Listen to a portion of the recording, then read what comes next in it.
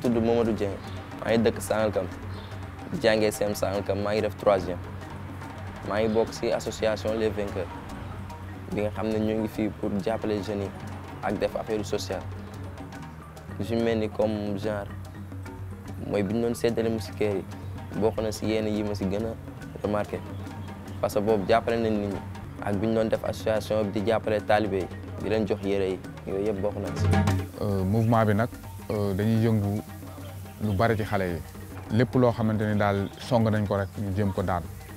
d'ailleurs am na activités yu bëri yu ñu jot a def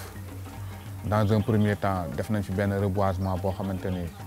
ñu ngi ko def ak xale yi dañ ko innover parce que ay jamono da nga daan gis ba juste que loolu ñu ngi si jublu le sens de la responsabilité.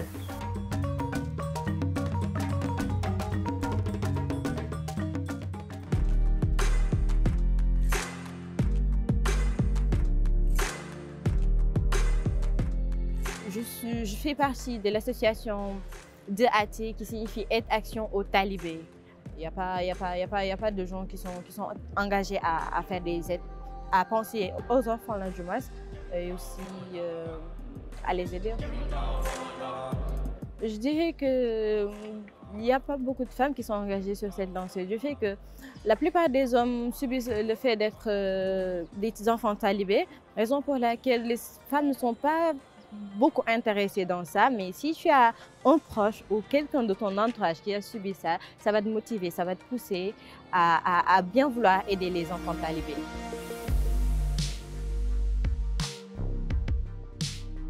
boo gisee fii nii yëpp Maline la woon mais association bi moo dem ba xeex loolu lépp ba dindi ko fi association bi à part mag ñi fi nekk ñi ñun jeunes yi ñoo ko gën a doxal mais ñoom dañuy yëngal yoon wi rek lépp ñun jeunes yi la techniquement dañ daan dajaloo nettoyage place bi yooyu noonu yëpp man defar nañu ay poubelles sax si kaw fii nii boo yëgee di ko gis dañuy jël tamit journée boo xamante ne dañuy reboiser.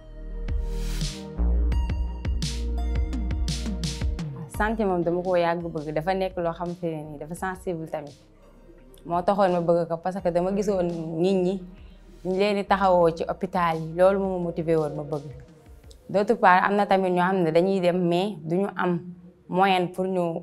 faj leen dañuy obligé teg leen noonu di leen seetaan loolu tamit ma gis ko mu naqari ma loolu taxoon ma ne su ma màggee dinaa def santé mën a dimbali ñi nga xamante ne nii seeni loxo jotul seen ginnaaw. instant yi jamono ñu toll nii moom yaakaar naa ne jigéen ñi du mën ni ñëpp de mais la plupart intéressé wu nañ ci santé bi parce que bu ñu seetloo bu ñu daan def campagne yeeg vaccination yeeg yooyu ñu daan def la plupart dañ daan téye seeni doom mais bi ñu demee ba def campagne yoo xam te ne dañuy dem toog wax ak ñoom expliquer leen réalité yi nga xam te ne ñoo nekk ci biir si lañ commencé nag di ñëw ndànk-ndànk. C'est cruel de faire des études en sciences politiques et de se retrouver agriculteur. C'est dû à un système qui est mis sur place et les jeunes n'ont pas beaucoup d'opportunités. On est plutôt impliqué dans l'éducation des jeunes, donner des cours de renforcement dont beaucoup le font parce qu'on a vu le niveau est bas et que beaucoup de professeurs et de maîtres préfèrent aller dans les écoles privées. Ce n'est pas le faute de leur patriotisme, mais c'est l'État qui n'assure pas ses engagements envers ses professeurs ou ses maîtres. Donc, ils sont obligés de donner des cours pour pouvoir survivre. Donc, c'est les élèves qui en paient le pot cassé parce qu'ils n'ont pas assez eu de temps à l'école. Donc, on s'organise pour faire des groupes. Chaque village organise avec des étudiants comme nous qui peuvent aider dans différents domaines, dans la philosophie, dans l'histoire, dans la géographie. À chaque personne, sa domaine de compétence, il donne, il aide. te bu ñu nee développement dëkk bi tamit loxo ñëpp ci war a dem muy loo nga xamante ne nii daal dafa sensible ndax boo seetloo suñu gox yi léegi jeunes yi léegi dañ leen askanale ni jàngatuñu ñu ngi si grand place yi ñenn ñaa ngi di si agression yeeg yu kenn xamul lañ leen di dëkkale léegi looloo tax mouvement bi am na ñoo xamante ne nii volonté boobu la ñu am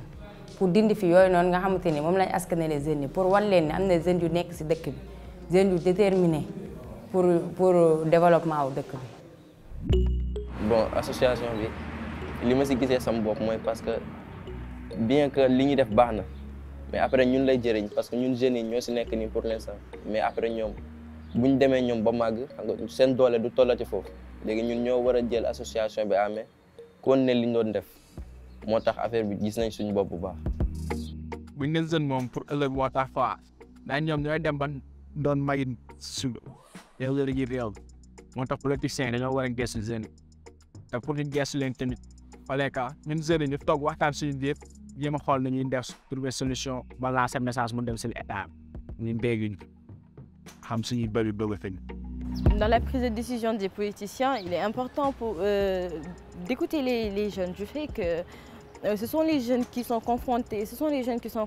aux problèmes de la société en temps réel. Ce sont eux qui sont tout le temps en contact avec la population et tout. Du coup, ce serait mieux de prendre en compte les idées des jeunes plutôt que de prendre les décisions hâtives, tu vois. jeunes yi dugal seen loxo ci développement dëkk bi moom dafa am solo parce que comme niñ ko waxee rek jeunes yi ñooy relève bu ëllëg ñoom ñoo fiy décider ëllëg du mag ñi du seen papa yi du seen yaay yi ñoo fi toog di leen defaral dëkk bi ñoom ñoo fi des ñoo toll ci jàng yi ñooy jàng kon bu ñu demee ba dëkk bi sooxe seen côté lay gën a méttee parce que ñoom ñoo fiy décider te ñoom ñoo gën a féete ndaw kon ñoom nag ñoo war a taxaw pour takku liggéey seen dëkk seen gox ba nga xamante ne nii lenn luy faay rek du am ci environnement bi.